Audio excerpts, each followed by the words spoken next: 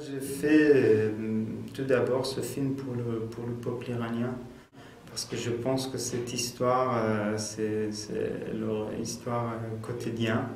Mais après, montrer le film dans le festival international, dans d'autres pays, pour d'autres spectateurs publics, c'est aussi c'est une chance, c'est un bonheur.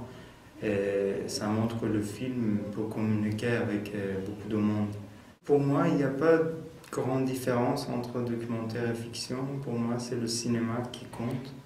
Donc, faire un court-métrage, un dessin animé, un long, un documentaire, peu importe, l'important essentiel, c'est faire un bon film. À chaque fois que je fais une fiction, je dis à mon équipe et à moi-même que je vais faire un documentaire.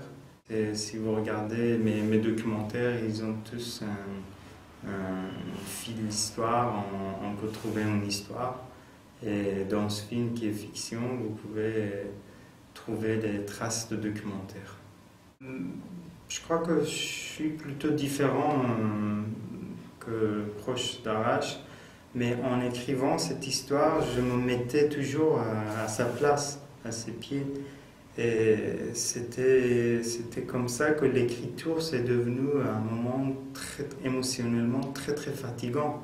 Parce que c'est comme jouer comme un acteur dans un autre rôle, de te mettre dans sa place pour trouver sa pensée, ses réactions, son attitude. Arash, il est quelqu'un qui a vécu 22 ans à l'étranger, mais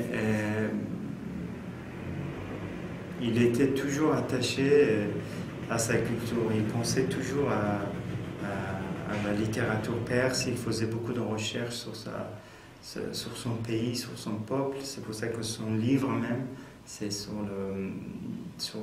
la différence entre la violence et les guerres et la perception de la défense.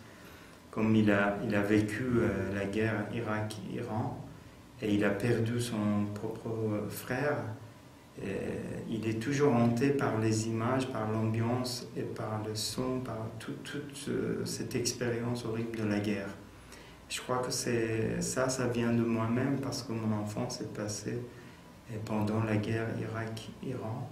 Aussi d'autres personnages, même les femmes, j'ai essayé toujours de les comprendre, de les décrire très clairement pour moi-même. Et comme ça, je pouvais demander des actrices de jouer ce qui était plutôt une vie réelle de chaque rôle, de chaque personnage. Même les personnages méchants de film, Jafar et son fils, je crois que j'ai essayé longtemps de les comprendre, de les aimer.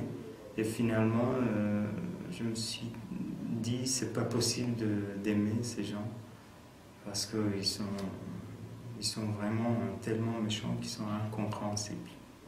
Ce film, c'est dans le sens plus large, c'est sur l'immoralité. C'est sur l'absence de morale qui était dans le corps de la culture perse. C'est vrai que ce genre de ta'aruf, comme vous avez dit, ça peut créer une sorte d'hypocrisie. Et d'ailleurs, aujourd'hui, on souffre de cette hypocrisie envahissante dans l'Iran. Mais ce qui est plus inquiétant, c'est l'absence de morale, qui peut être le résultat, je ne sais pas, d'un système qui produit cette minorité non riche, d'un système qui est plus généralement, on peut trouver dans le monde, qui est un système capitaliste qui vaut tout de suite et à tout prix, quoi.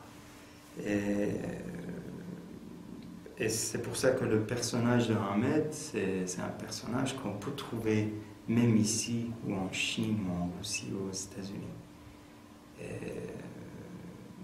Quelqu'un qui ne croit à rien, Et cette passion pour tout, pas seulement l'argent, mais tout, le pouvoir et tout, c'est beaucoup plus dangereux que les simples arnaques financières qu'il fait.